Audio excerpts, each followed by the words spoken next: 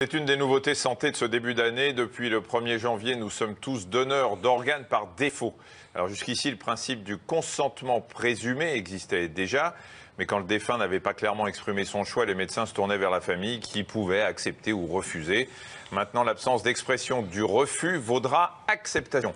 Ce principe du consentement présumé est donc renforcé. Oui, en parallèle, il sera plus facile pour les personnes qui refusent le don d'organes de faire connaître leur volonté. Elles pourront s'inscrire en ligne sur un registre national des refus. On pourra aussi toujours exprimer sa volonté par écrit ou de vive voix auprès de ses proches. Pour parler de ces nouveautés, on va accueillir le professeur Olivier Bastien. Bonjour. Bonjour. Vous êtes directeur des prélèvements greffes organes tissus à l'agence de biomédecine. Alors, ces règles qui changent, ça va modifier quoi dans le quotidien des équipes qui sont chargées des prélèvements ? Alors, dans le quotidien des équipes, ce qui va changer, c'est d'abord recueillir plus précisément l'expression de ce refus, soit par la remise d'un document, soit par la transmission d'une expression orale de ce refus, témoignage qui devra être signé par le proche qui portera ce témoignage. Il y a toujours le même problème. On ne sait pas trop ce que le défunt avait décidé.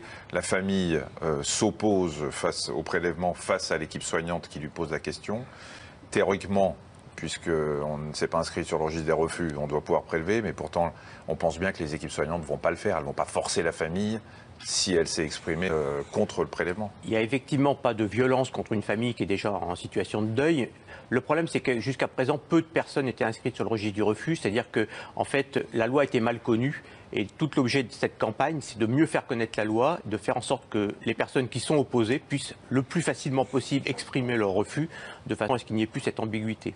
Alors, idéalement, effectivement, ce refus, si ce n'est pas sur le registre national, devrait être fait par écrit à ses proches ou de vive voix. Comment les équipes vont procéder? Comment elles peuvent demander de relater une conversation s'il n'y a pas le papier écrit? Alors, il y a tout un processus d'accompagnement qui va de la phase d'accueil, de mise en confiance, on va dire, jusqu'à l'explication plus claire de la loi, et ensuite la traduction orale, circonstanciée théoriquement, mais qui va permettre de tracer, on va dire, la connaissance de la volonté du défunt.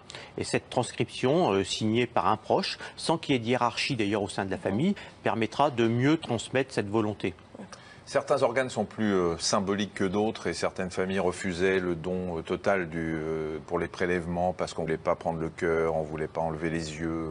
Aujourd'hui, il y a le droit à un refus partiel, c'est-à-dire qu'on peut dire oui, vous prélevez, mais pas ça et ça. Exactement, c'est-à-dire que jusqu'à présent, effectivement, comme vous l'avez très bien dit, c'était un refus total.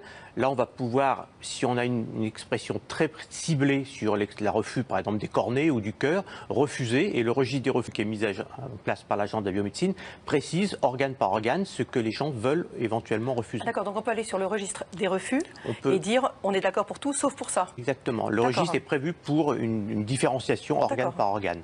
Très bien, Merci beaucoup. Merci. En plus du don d'organes,